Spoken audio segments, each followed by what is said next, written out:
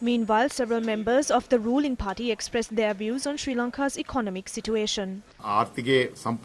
Sri Lanka's economic growth is declining. All sectors, including manufacturing, have been adversely impacted. We must accept the fact that our country's financial position is very weak.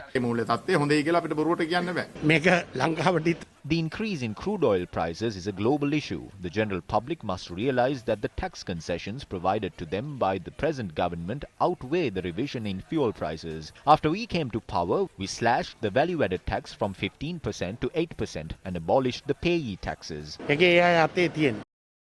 According to the 2020 annual report of the central bank, the country's gross official reserves dropped to $5.7 billion at the end of 2020 from $7.6 billion at the end of 2019.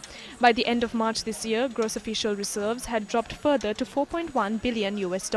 According to the central bank, US dollar outflows were reported from the government securities market and the Colombo Stock Exchange in 2020. Income generated by the tourism sector, one of Sri Lanka's biggest foreign exchange sources, dropped to $700 million in 2020 from $3.6 billion in 2019. Income earned by the transport sector dropped to $1.2 billion in 2020 from $2.3 billion in 2019. Inflows from the foreign currency loans, direct investments and the swap facility by the Reserve Bank of India amounted to $3 billion. However, according to the central bank, settlement of foreign currency borrowings, maturing international sovereign bonds and outflows from the government securities market and stock market resulted in outflows amounting to $4.2 billion. The government's policy on raising debt has transitioned from raising debt in international markets to bilateral swap agreements with friendly nations. This year, Sri Lanka entered into a $1.5 billion equivalent swap agreement with China and a $500 million swap with India.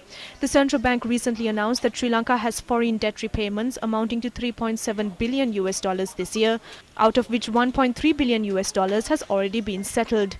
It further announced that Sri Lanka would receive IMF special drawing rights allocations worth approximately $780 billion. The central bank said plans are underway to obtain $500 million via a swap agreement with India and $200 million via a swap agreement with Bangladesh. The government expects the port city to attract investments worth $15 billion over a time frame of 5 years. However, our annual debt installments amount to approximately $6.8 billion. If we include private sector debt, this figure exceeds $7 billion. So the investment inflow of the government expects from the port city is equivalent to 2 debt installments. The government targets an income of $12.5 billion from international trade this year. But if Sri Lanka loses GSP Plus status, we will not reach this target. Exports under this scheme amount is approximately 25% of total export income. It is a time for the government to formulate and implement a comprehensive plan to save our country from the prevailing economic crisis. We need to work together and make considerable sacrifices to overcome this challenge. Infrastructure development in the country is taking place at a faster pace.